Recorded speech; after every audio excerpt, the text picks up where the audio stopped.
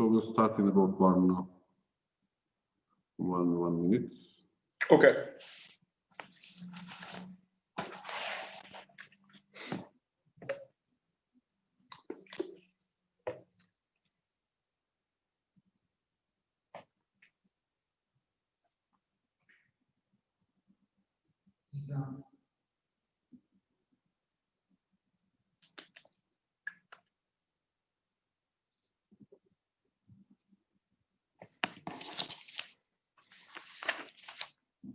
Okay, I guess we can start.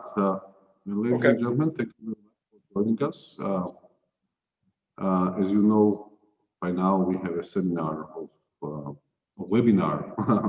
We're not as lucky to have seminars anymore, at least for a few more months. We are having a webinar about the Second Karabakh War and its consequences. And we are lucky to have an old friend of ours, but one of the most prominent experts on the region, Richard Giragosian from Yerevan. He is, as I'm sure you all know, Director of Regional Studies Center. I'll ask him to talk briefly about his interpretation, his view of what happened, why it happened, and then we'll start the Q&A session. So without further ado, let me give floor to Richard. And yeah, what's your take on this? I would say, but certainly tragic event that took place over almost past 2 months. Well, first of all, good evening, and let me extend my appreciation to the Rondeli Foundation for actually organizing this event. And what we see first, the title of our discussion, New Realities in the South Caucasus. A better name could not have been found. This is a very stark new reality. At the same time, Shota has mentioned, this is the Second Karabakh War. Our only real concern and hope is that it will be the final Karabakh War. Too much has been lost on all sides. Targeting civilians, loss of lives, deaths of soldiers, it is beyond the acceptable. Now, getting to the point, what's very interesting is talking first about what happened, but also what didn't happen. First, in terms of what happened. In general, we see a devastating war of more than 40 days and nights, unfortunately, and resulting in a significant change of the balance of power and in the territorial composition. What we also see is Turkish unprecedented direct military support in collaboration and cooperation with the Azerbaijani offensive. And also what didn't happen, an uncharacteristically passive Russian response. But I would like to focus on where we are now. It is clear that Armenia had no choice and little alternative but to accept a Russian-crafted, Russian-imposed agreement to ceasefire, freezing the positions and parties to the conflict in place. What's interesting is what this gives Russia. It gives Russia a military presence that it previously lacked. And in many ways, the peacekeeping deployment by Russia was both unilateral and dangerous for two reasons. One is, from a Georgian perspective, as we know well, there's no such thing as Russian peacekeepers, and once deployed, they never go home. What we also see is implications for both Armenia and Azerbaijan. In the Armenian context, the real conflict is now in the coming challenge of diplomacy over questions raised but not answered in this Russian agreement. In other words, the status of Nagorno-Karabakh, the details over the implementation. What happens to the OSCE mediating body, the Minsk group?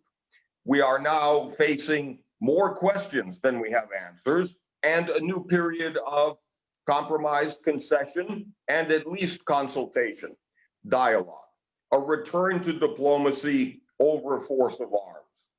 And there are three specific points I want to highlight. First is the danger. The real threat from the outcome of this war is in many ways the tendency to reward aggression, where Azerbaijan's military force of arms could be dangerously accepted as a new precedent for the resolution of conflict. This is dangerous. This is why we need to challenge the context diplomatically. Second, the Armenian government, under threat, under pressure, realistically so, had no alternative. This was necessary to both save lives, halt the fighting, and to salvage what was left of Nagorno-Karabakh, in my opinion. And third, the real repercussions from this are long-lasting in terms of Russia in this near abroad, in Nagorno-Karabakh for the first time militarily, and Turkey's attempt at becoming much more of a forceful, assertive regional power. And at the same time, the implications for Georgia are actually understated, understudied, and underestimated. Georgia, in many ways, was in a very difficult position, caught between Armenia and Azerbaijan. And Georgia, in this context, I would argue now, has greater strategic significance than ever before. But at the same time, the concluding point I want to highlight in the introduction is what worries me now. I'm greatly concerned that democracy in Armenia is imperiled, is under assault, and the outlook for democracy and reform in Armenia may become questioned. Armenia from this day forward, I think, unfortunately, will be ever more firmly in the Russian orbit, and new doubts, new questions over Armenia's deepening of ties with the European Union are now open to question. In the long run, however, there is perhaps an opportunity. The restoration of regional trade and transport, an end to any justification or excuse for unresolved conflict and closed borders. But at the same time, much depends on Azerbaijan's spirit of generosity. Azerbaijan is dangerously overconfident, and I'm hopeful that statesmanship will offer mutual concession and compromise rather than a dictating of terms by Azerbaijan. This is why diplomatically, we all need to lose a little in order to win together.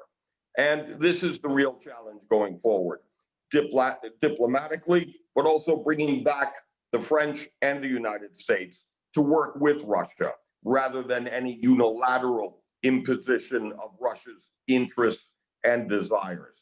And finally, this does little to reassure outstanding security challenges in Abkhazia, South Ossetia, the borderization challenge for Georgia, as well as Russian aggression in eastern Ukraine and Russia's annexation of Crimea. We have a number of challenges ahead, and we were all at war before this, at war with COVID-19. And this is a war that's only continuing for all of us as a shared threat. And in conclusion, there is no conclusion. This is very much a dynamic process. Okay, so the audience, now we will be open for Q&A shortly. So please send your questions in the Q&A box, not the chat box, because it's not easy for me to read the chat box. And I'll try to pose all the questions that are in the Q&A. And one more small announcement that I forgot to make at the beginning is that tomorrow we'll have a speaker from Turkey, Sinan Elger, who is the director of İDAM, it's a think tank in Istanbul, and also a fellow at the Carnegie in Europe. So we will hear the Turkish view as well. And in general, we're trying to hear the viewpoints of everybody. But since we have Richard here, now let me pose a couple of questions to Richard. One is, of course, the role of Russia.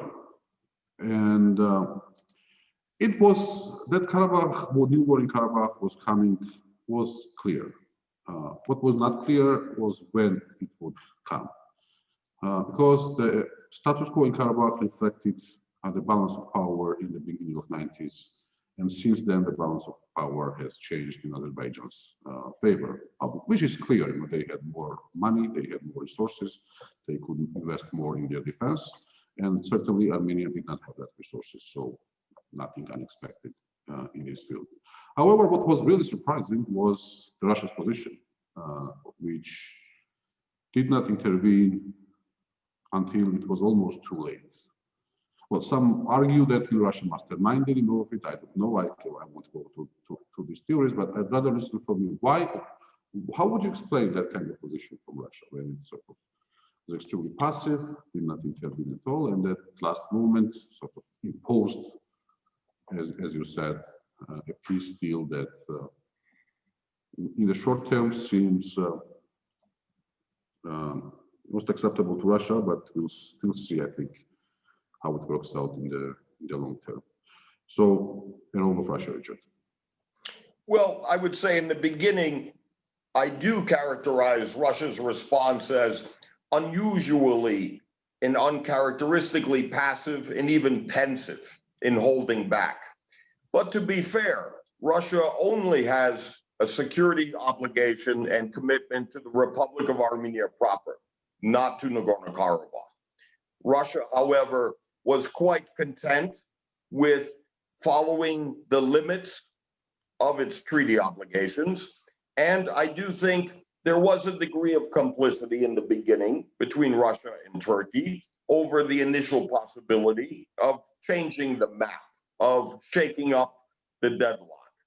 However, I think what's more important for Russian President Putin was the situation was a tempting opportunity to punish the Armenian government. In other words, since 2018, Armenia's rare victory of nonviolent people power in what became known as the Velvet Revolution was very much an irritant to Putin. In other words, a legitimate, free and fair election in Armenia with a democratically oriented government was not the precedent Putin likes. And in many ways, this was an opportunity to remind Armenia of its limits and what we see as a net result, the increase of Russian leverage and pressure over Armenia through Nagorno-Karabakh. And second, what's probably most worrisome, the future and security of the Armenians of Nagorno-Karabakh depend on less than 2,000 Russian peacekeepers. That's a worry. And in many ways, I don't have much faith and confidence.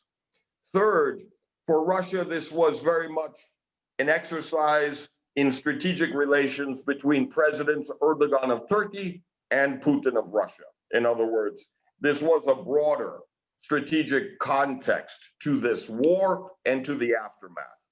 Nevertheless, Russian peacekeepers deployed amazingly quickly militarily and actually were quick to reassert power and influence. Yet it did save lives. And for many in Armenia, despite the resentment against Russia, it's the role of Turkey, the destructive interference and intervention by Turkey that only necessitates Armenia looking more to Russia once again. The implications of that are not clear, but this is generally my assessment of Russia. One more question that puzzles me. Again, that Azerbaijan was successful in the war is understandable, right? Armenia, again, the disbalance of the resources, military spending, military power was too obvious, and it could not have been overcome by Armenia. But what puzzles me is this attack on the Western, not institutions as much as the symbols that happened in Armenia, like the attack on Radio Free Europe, attack on Soros Foundation. I mean, what does the Soros Foundation with the Radio Free Europe has to do with the defeat? Why? How serious do you think this can be? Well, that's a very good question, because if we look at the immediate aftermath, what we see is a sense of domestic tension erupting within Armenia. First of all, why is important. The Armenian government of Prime Minister Pashinyan did an incredibly bad job at preparing society and preparing public opinion in Armenia for the scale and the severity of the losses militarily. The Armenian government, for 45 days, unfortunately, did little, if anything, to prepare for such losses.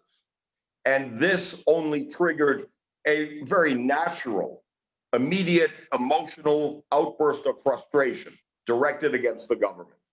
But second, what's driving this tension is in many ways elements of the former government of Armenia that were forced out of power by Pashinyan that saw an opportunity.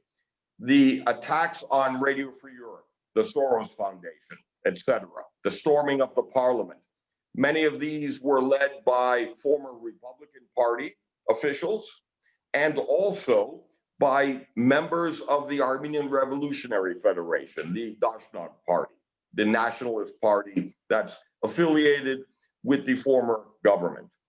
However, politically, despite the frustration and the anger at the prime minister, the former government and the nationalist Dashnag Party are largely unpopular and discredited. There's little chance or threat of the return of former President Robert Kocharyan or any kind of return of the former government. This doesn't excuse or justify the mistakes and weaknesses of the Armenian government, but it shows that the threat in many ways is deeper, it's structural, and not necessarily a chance or a danger of returning to the former government and the corruption of the past. But as well, I would argue Prime Minister Pashinyan has a political future that depends on his own actions, much more than the actions of opposition demonstrators. In other words, Pashinyan's political future is in his own hands at this point. In hindsight, what should Pashinyan government have done differently? Not just during the war, but in these 2 years that it has been in power. Now, obviously, looks like to me that more military acquisition was not really an option, taking into account the financial constraints and also this crisis, pandemic crisis of the past year. Otherwise, was there anything that could be done differently that would have changed the overall picture? Well, I'll be honest with you, yes. And at the risk of being provocative, I'd rather be honest. First of all, the most significant casualty in this diplomatic war was the death of the myth of invincibility by the Armenian military. In other words, the Armenian governments of the past many years have neglected serious defense reform. We thought we were much stronger than we really were. And this was a dangerous demonstration of a misplaced faith and confidence. And in other words, raises serious questions about the future of defense reform. Second, look at the 2016 events. But my point is just that. If there were lessons learned from 2016, why were they ignored in 2020? Moreover, diplomatically, the decisive military turning point was Turkish military engagement. Armenia was not prepared in any way for that, in battling the Turkish drones, for example. But in a broader sense, I think it's an indictment of Armenia and Azerbaijan. Why couldn't we make progress diplomatically for the past many years? It's an indictment and a criticism of also past and current leaders for failing to recognize the imperative and the opportunity to move ahead diplomatically. And it took too much of a loss of life for that realization. At the same time, the biggest weakness of the Armenian government is a lesson from the Saakashvili example in Georgia. Democracy depends on a foundation of legitimacy and institutions. Individual Democrats are great, but democratic institutions matter much more than individual Democrats. And this is where Armenia needs to invest, in the institutional avenue of democracy. And this is where one lesson from this war is also the danger that democracy in Armenia will be perhaps the victim. And I do think this is a more demonstrable realization that we need to focus more on defending democracy in the wake of this military loss. But it's clear that, in my opinion, the Armenian government should have scheduled early elections, and by seeking a fresh mandate from the people in order to resolve this crisis. That would be a way out and a way forward, much more than a stubborn resistance to any change in government in Armenia. And it is frustrating. Too few officials have been fired or dismissed for these losses. Instead, we see the foreign minister resigning almost in protest.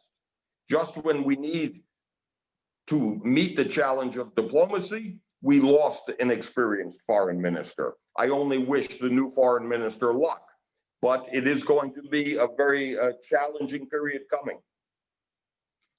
Okay, now let me go to the questions posed by the audience, and I'd like to encourage all our participants to ask questions. I think I have 5 questions, and let me read all of them, and then you can answer in turn. First question from Andriy Lukyanets. What are the options for the Karabakh status? A very important question, I guess. Then Yulia Harashvili is asking, many thanks, dear Richard, for such comprehensive review. What about humanitarian component? How do you see situation with multifactorial displacement, possible return of displaced persons from both sides? How much UN already is involved? Then a question from Katie Abashidze. Mr. Giragosian, going forward, how do you see relationship between Georgia and Armenia? Also a very interesting question. Then an anonymous attendee, okay. What is the likelihood of Azerbaijan and Turkey being punished for violating numerous norms of international law and resolving the conflict via non-peaceful military means? Well, important question, but in Georgia, I think we know the answer to that very well for the past 12 years. And then a question from Aliam Bayet. Thank you for your presentation. Given the pressure the Armenian government is under and their failure to prepare for the losses, as you mentioned, what will be the options for the PM Pashinyan to regain credibility, and to what extent will this impact the stability of the government and its ability to continue pursuing reforms? And to what extent will support of international community to this government remain strong? Well, very good questions. So please, again, the floor is yours. Well, the 5 questions were not only very good, but a very impressive test. First of all, the first question, the options for the future status of Nagorno-Karabakh going forward. On the one hand, this is the million-dollar question. I would say that my personal position, or what I advocate, is probably not enough for either side. In other words, independence clearly is impossible and impractical. And even Armenia's pursuit of recognition of Nagorno-Karabakh by the international community, I think, is a mistaken strategy. Having said that, there's no possibility of Nagorno-Karabakh willingly returning to Azerbaijani control or sovereignty. And I do think the only option from an Armenian perspective is unification of what's left of Nagorno-Karabakh with Armenia proper. And if that's the strategic goal, it's going to be a difficult one. And what worries me is not the diplomatic negotiations. I'm more worried about the reality on the ground. I'm concerned that there may be an attempt by Azerbaijan to change the demography, to create an environment of coercing the Armenians who remain in Nagorno-Karabakh to leave. Because this was for Azerbaijan a war about territory. You mean the Armenian controlled parts of Nagorno-Karabakh? Yes. Or yes. By that's my fear.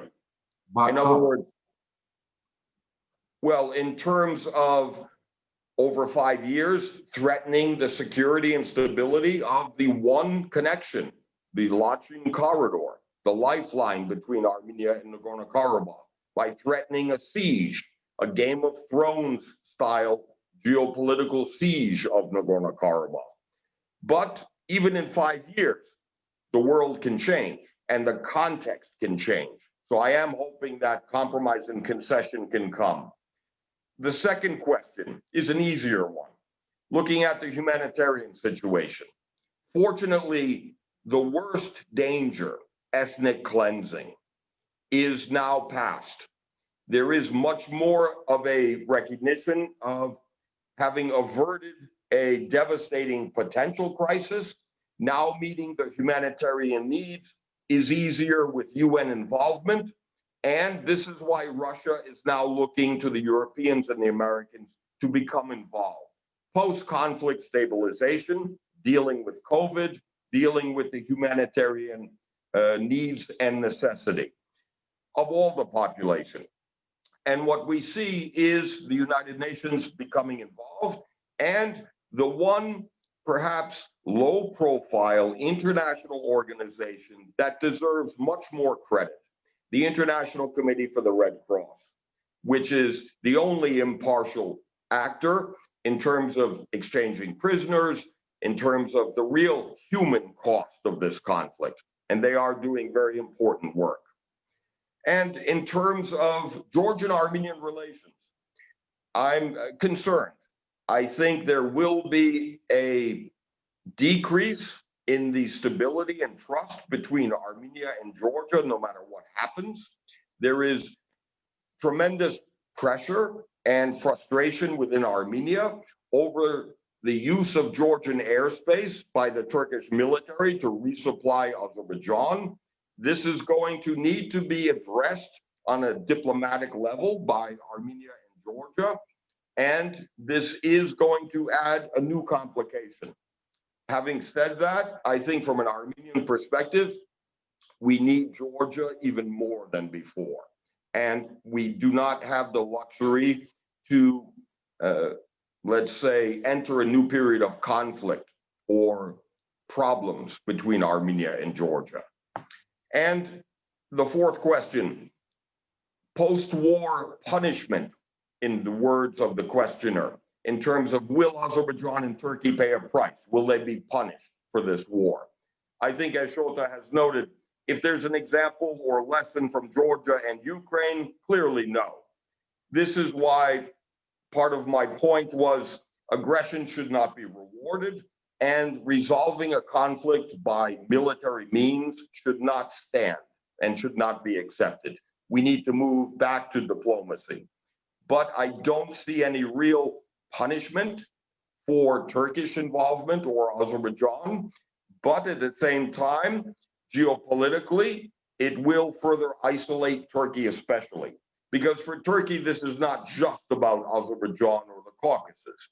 This is a much broader posture of projecting force in Syria, Libya, and the Eastern Mediterranean. And the final question regarding the Pashinyan government. I think as this crisis deepens in Armenia, the Armenian government should and probably must call an early election to actually resolve the crisis. I don't see any other choice, but I'm not sure it will. And at the same time, I am concerned about the future of democratic and political and economic reforms. But finally, the real challenge coming to the governments of Armenia, Azerbaijan, and Georgia, the real challenge is something none of us are prepared for. The economic recovery from COVID-19 with social economic pressure, income inequality, poverty in all our countries. This is going to be a massive challenge that we're really not prepared for. And it's the economic test, much more than the political. That's the most serious one coming. Okay, I have 6 more questions for you. Are you ready? Nino Lobo is asking, in some articles, it was written that refugees from Karabakh are sent to Abkhazia. How can you comment on such information? Is it true or kind of fake news? Well, I know where this information is coming from. And but please feel free to comment on it. Then another anonymous attendee is asking, what do you think of the proposition that has been around in the Russian parliament for quite a while to make Nagorno-Karabakh part of Russia? And how realistic this scenario is? Is there any legal basis to do that?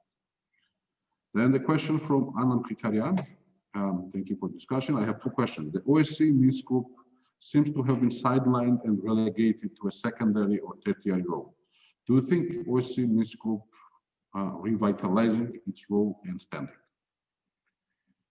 Then we have Malison Womble. Hello, thank you so much for this talk. It's extremely informative. I am blah, blah, blah, blah. To what extent do you think that Armenian-US relationship may shift due to Russia's extended presence in the Caucasus region? Okay. Another anonymous attendee, but I think you've already answered that. How was Georgia perceived in Armenia during the conflict? Are there any complaints? Okay, you've answered that. Anand Kritarian again. Second question is about the UK's role. Could you please assess the UK's role in the Second Karabakh War and its aftermath? Conspiracy theories abound at the moment, and I'm not proposing that you delve in those. I don't know what these conspiracy theories are, so feel free to. Then the JK,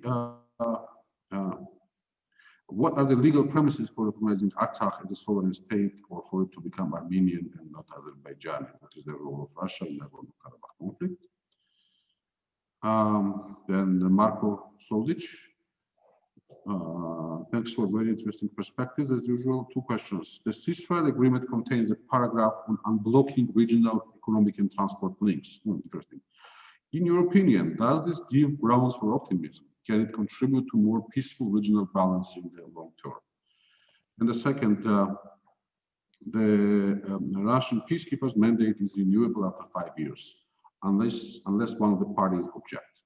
What do you think will happen in 5 years when the first time the renewal of the mandate is on the agenda? There are some more questions, but please let's go ahead with this, and I'll add one of mine. And mine is, do you think the conflict is over for now? I mean, in terms that Azerbaijan is celebrating the victory, and they are portraying the situation as having achieved what they have wanted for 26 years. Armenia understands that the military is on the Azeri side, therefore it has to exercise the strategic patience. So can we at least hope to have some calm ahead, and that calm can it be used to build the ties, recover the connections between Armenia and Azerbaijan, or advance the regional integration in the Caucasus as a whole, understanding that it will depend more on Azerbaijan than on Armenia, but still, I think that's might be the key to the future of the region. But again, please, the floor is yours. Well, thank you. And for the Rondeli Foundation, I'm charging 100 lari for each session, given so many questions. But I want to turn to Shota's question first, also because he's host and moderator. But to be honest, I'm worried. I'm worried that where we are, this immediate unilateral ceasefire agreement that was imposed by Russia only suspends and doesn't resolve the conflict. This is why diplomacy going ahead is so crucial. Otherwise, we see a trend of an appetite for revenge, a hunger for retribution. The hatred that we see, the Azerbaijanis beheading Armenian prisoners, the atrocities, the use of cluster bombs, phosphorus, this intensity of hatred will not disappear overnight. And I'm worried about a cycle of revenge where the Armenian side may be waiting and may bide their time for an opportunity to attack. In other words, we need to prevent a renewed round of fighting, even more destructive. Diplomacy is the only way. This is why I'm worried.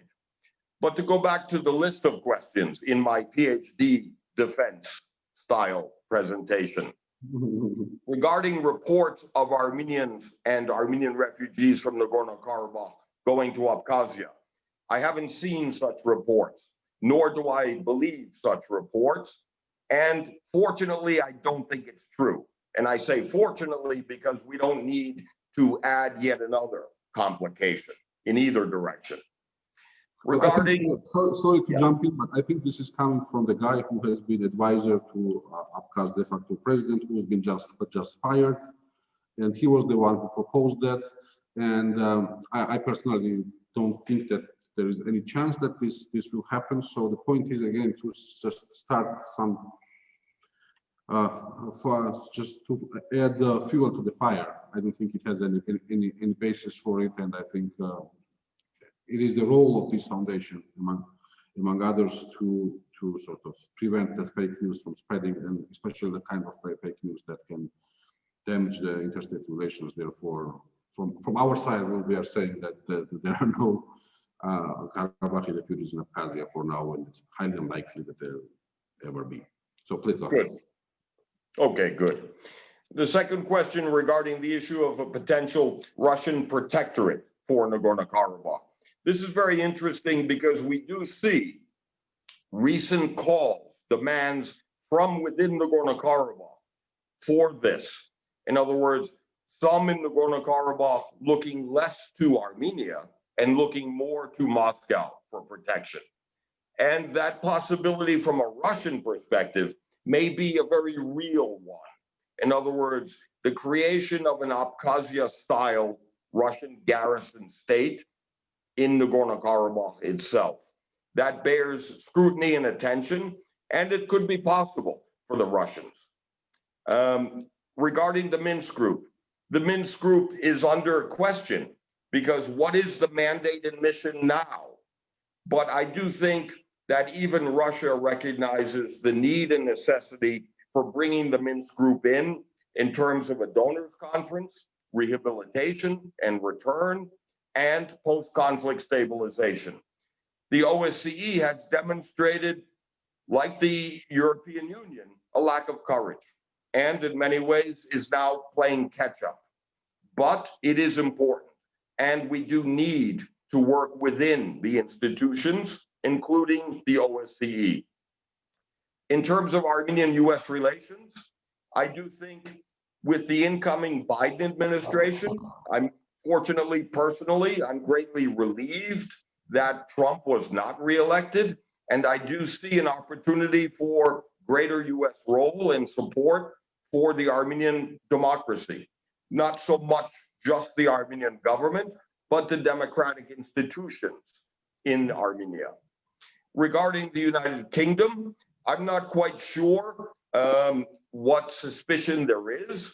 I think the British in general were carefully monitoring the situation, but also not engaged as much as the French, the Russians, or even the Americans.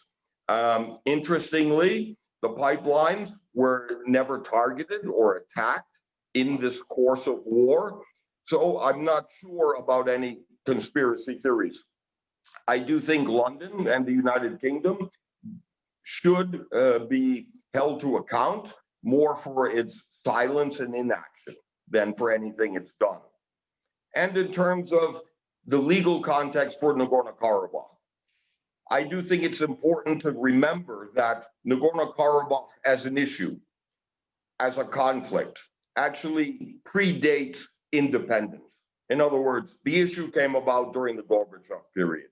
Nagorno-Karabakh is older as an issue than either Armenian or Azerbaijani statehood currently. In other words, Nagorno-Karabakh, on the one hand, was never part of today's independent Azerbaijan, nor was it ever part of Armenia. But at the same time, following the then Soviet constitution and being the nice guys, trying a legal approach, clearly did not work.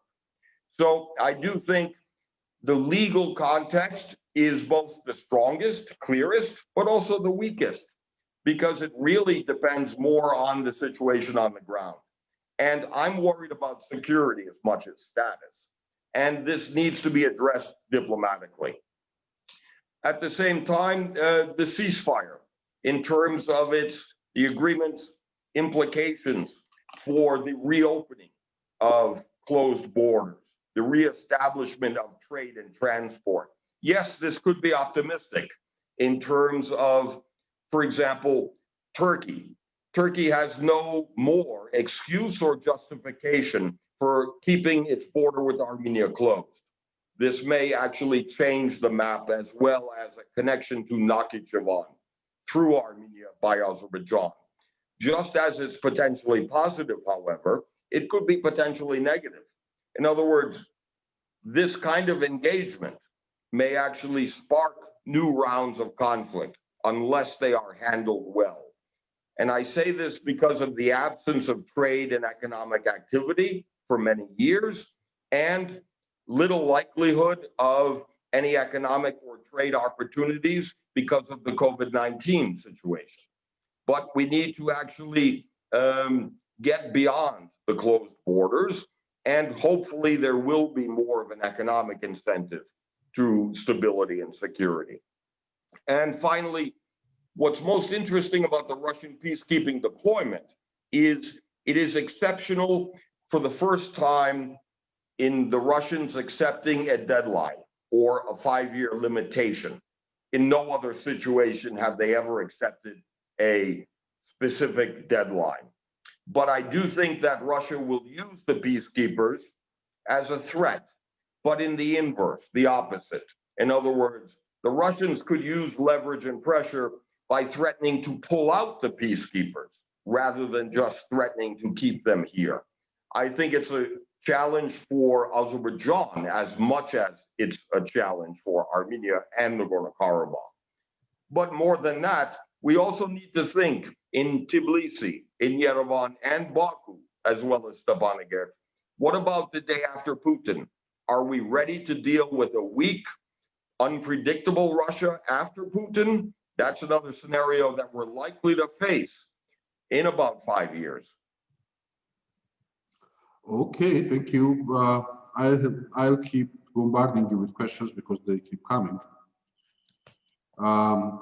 Anonymous attendee is asking, do you think Armenia and Georgia can improve the mutual relations over the agenda of unblocking economic nodes in the region?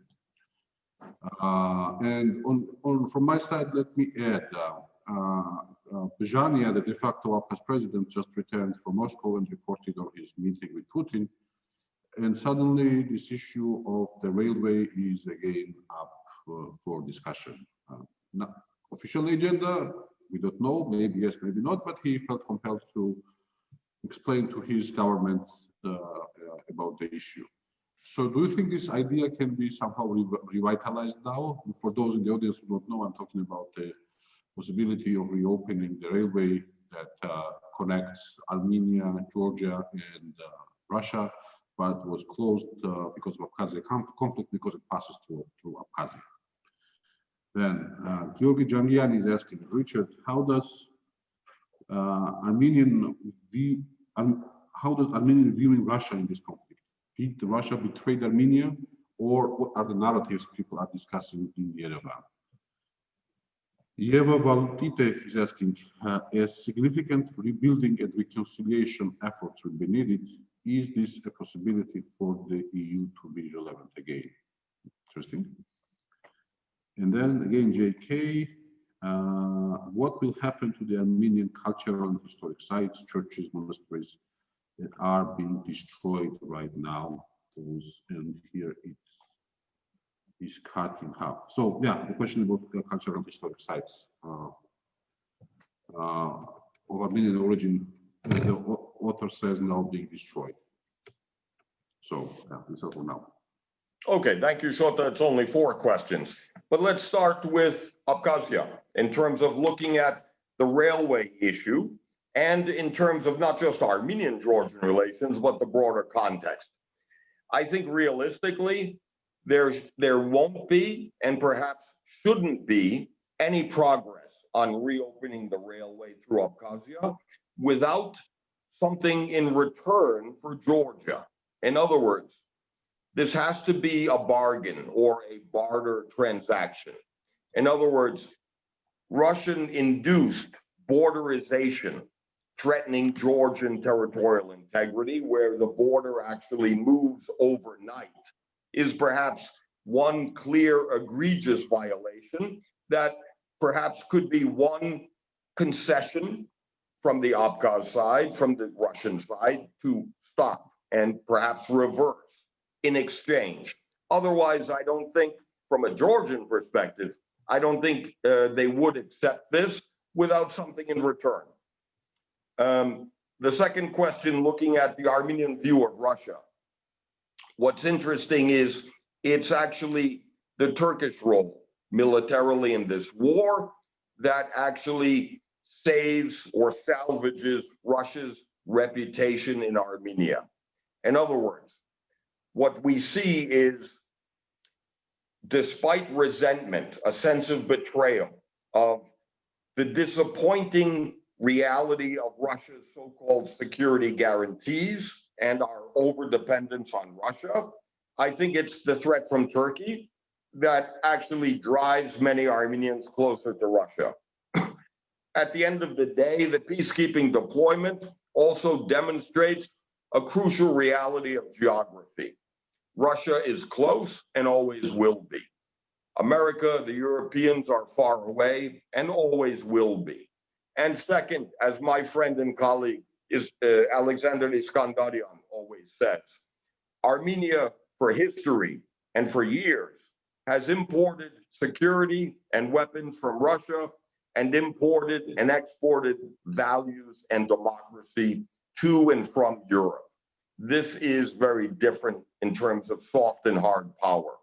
And I do think, unfortunately, Armenia going forward will be ever more firmly within the Russian orbit and in danger of greater overdependence on Russia. We need to actually be careful that we don't mortgage our independence in exchange. And this opens the door for greater EU relevance and European Union significance, whether it's the diplomatic challenges now or the post-conflict situation. The EU is uniquely positioned to play a positive, productive role, especially in the financing, in what's needed in terms of rebuilding and regaining a sense of security. More importantly, the EU is going to be crucial in the region in terms of the economic recovery from COVID-19. For Georgia, the DCFTA, the association agreement, are no longer enough.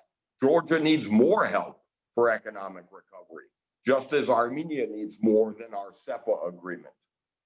And finally, Armenian cultural monuments are being destroyed and under threat.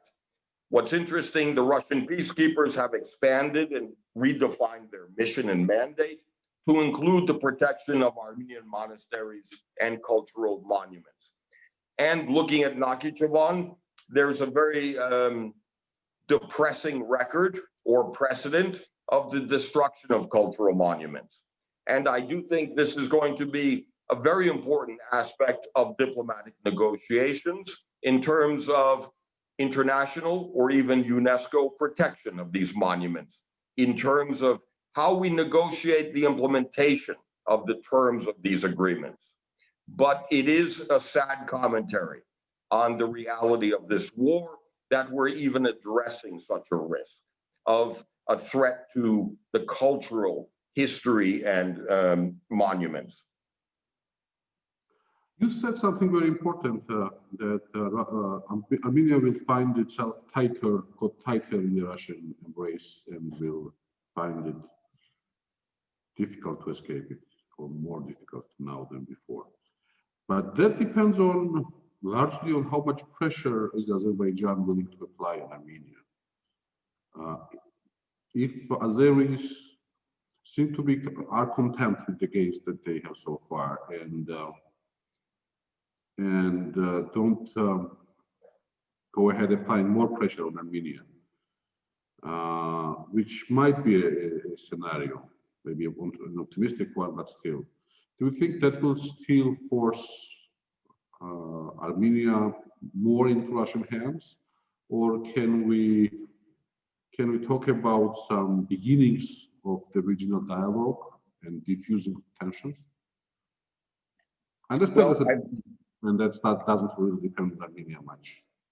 Well, I like your optimistic scenario, but I'm just more worried that from this point forward, not only do we have a Russian base in Armenia, not only are we members of the Collective Security Treaty Organization, but we now have Russian peacekeepers in Nagorno-Karabakh.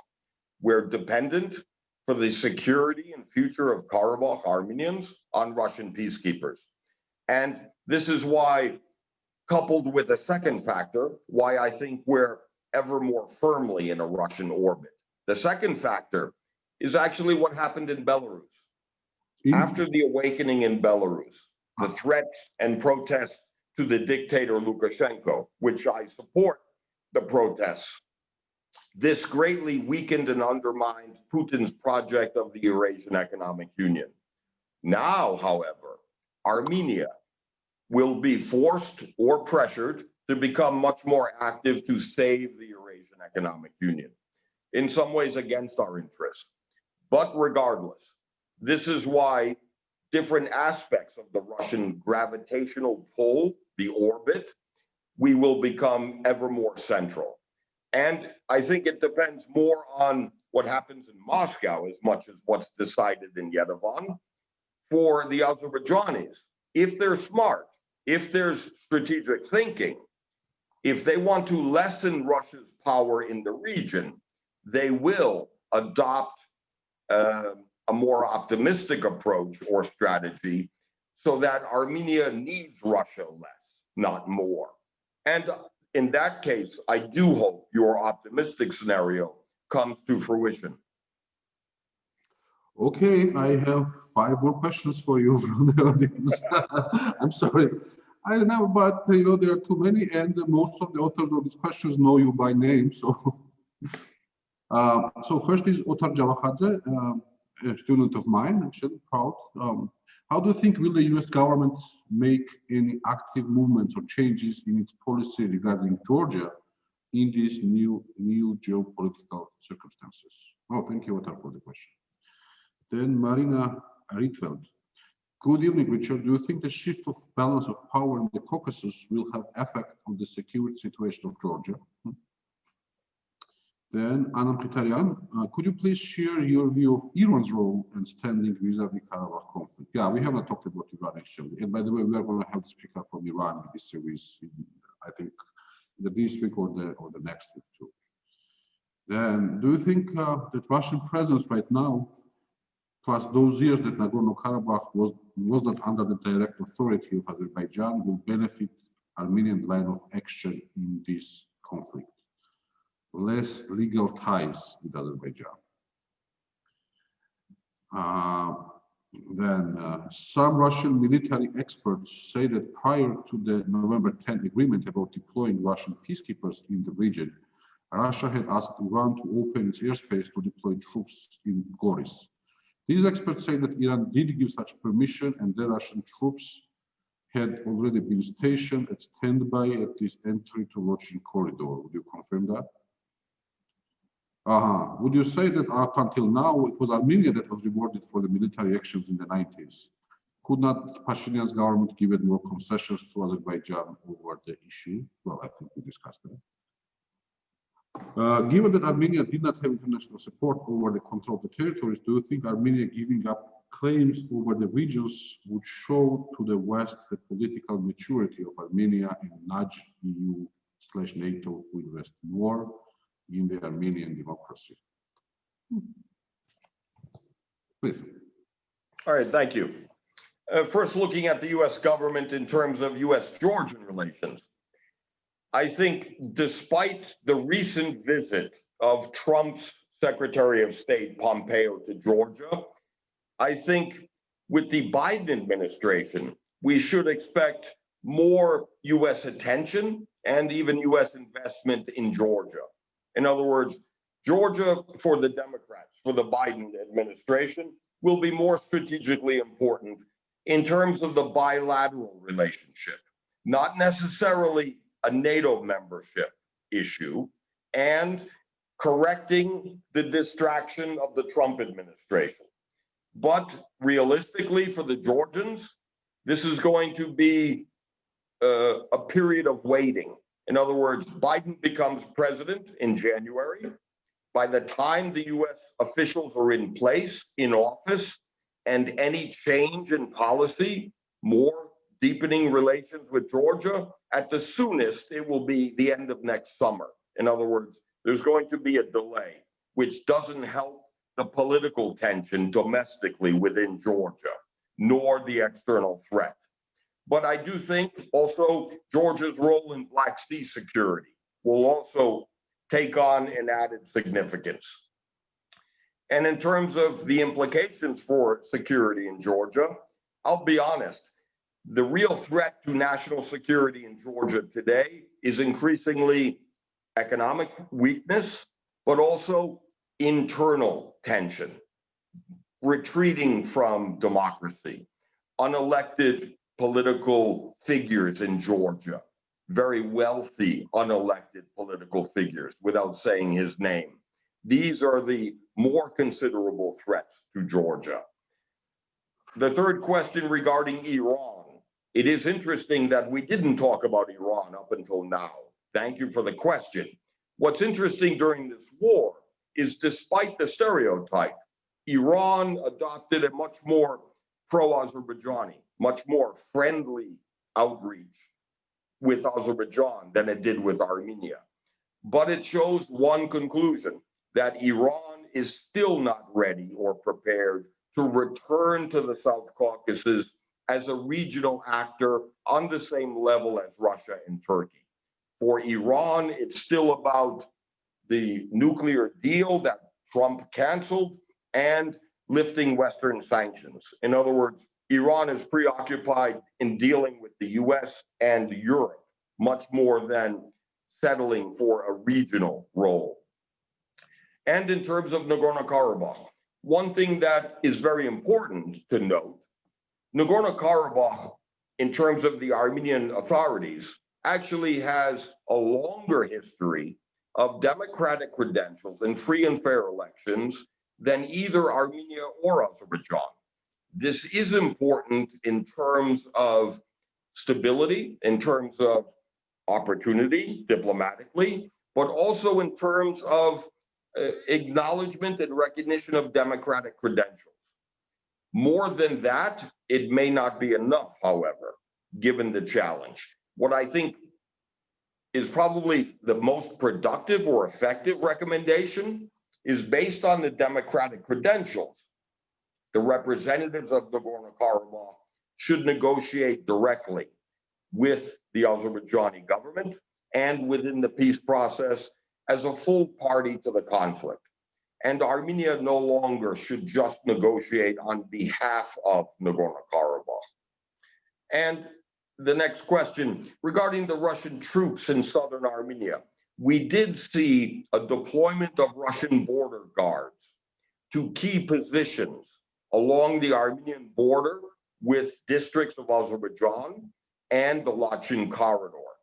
These were initially important for a deterrent, a tripwire, but now have become signs that Russia wants to expand its control of Armenia's borders beyond just the Armenia-Turkish border and beyond, or in addition to, the border between Armenia and Iran. More than that, in terms of military deployments by Russia, I don't know, to be honest. And the final question, in terms of Armenian concessions and compromises, let's be quite honest. The districts of Azerbaijan beyond the borders of Nagorno-Karabakh that were seized and held by the Armenian forces as a buffer zone, These were the bargaining chips in diplomacy. Now that we don't have those bargaining chips, we need another concession or compromise. And at the same time, we need mutual concession and compromise for this diplomacy to work. There has to be something offered from the Azerbaijani side as well. And political maturity. I think Armenia doesn't really have to demonstrate any more political maturity to the Europeans or the Americans. I want political maturity by the Armenian government to its own citizens. This is where I'm frustrated. The lack of strategic vision and inadequate political maturity is more imperative and more necessary for those of us living in Armenia first, not just to please Brussels or to appease the United States. Okay, let me see. And I think we're going to the end, but last just a couple of questions. Yeah, it's interesting. Thanks for the insightful analysis. Why did Azerbaijan agree to cease hostilities? Yeah, it looked like they were going quite successfully, and suddenly they stopped. Why? Then, what are the consequences of Azerbaijan putting Araik Arutunyan on a wanted list to discredit him and other authorities in Artsakh and deny access to the negotiation process? Well, dear audience, thank you very much for your very active participation. I'm delighted to see so many questions, but please don't send any further questions because, yeah, Richard doesn't have that much time. And with these two questions, I guess we will wrap it up. So please. Let me take the last question first. Azerbaijan's move against the democratically elected president of Nagorno-Karabakh. I think that's not very important. I think it was more dramatic. I think in real life, that really doesn't have much seriousness or significance. Because I do think Azerbaijan realizes it must negotiate with the leader of Nagorno-Karabakh. And it's actually making diplomacy much more effective and realistic to no longer ignore, but to directly engage. Azerbaijan has a position of confidence and strength, and I do think there will be a willingness. The first question is more challenging because I don't know Azerbaijan as well as I should because it's very difficult to visit or to work with. But I would say, looking at the interesting question, why did Azerbaijan stop? Why did they accept the imposition of the Russian agreement? Although Turkey and Azerbaijan twice previously defied and refused and rejected Russian attempts of a ceasefire. I think there were three reasons that Azerbaijan stopped. First was militarily. The military challenge for Azerbaijan, strained supply lines, rather vulnerable positions, that militarily it was more logical to stop and to consolidate their gains than to take a more difficult, risky challenge to conquer all of Nagorno-Karabakh. I think taking Shushi was symbolically and militarily crucial and enough to justify victory. Second reason, I think there was a combination of diplomatic pressure from Russia on Azerbaijan and pressure from Turkey. I do think Turkey was persuading Azerbaijan to stop. And this diplomatic pressure was also important for the reason to decide to halt fighting. And the third reason was political. I think President Aliyev in Azerbaijan was playing a dangerous game. It was a risky strategy to ride the tiger of war and nationalism. But after that risky political victory from taking Shushi in particular, I think it would have been too much of a gamble to keep going. So I do think it is a reasonable and perhaps strategically sound decision by the Azerbaijani leader to stop when and where they did. Shota, back to you. Oh, thank you. Well, on behalf of the audience, let me thank you. It was very interesting. It was very insightful, as always, talking to you. And yeah, hope to see you in person when this pandemic ends. Or if not, maybe we will exploit you further through our online events. Thank you very much. Thank you, Shota, and thanks to the Rondeli Foundation for the opportunity, and thanks to everyone who participated and suggested interesting questions. Well, yeah, thanks to the audience too, and just remind you that we'll have Sinan Elgar from Turkey tomorrow. Thank you. Goodbye.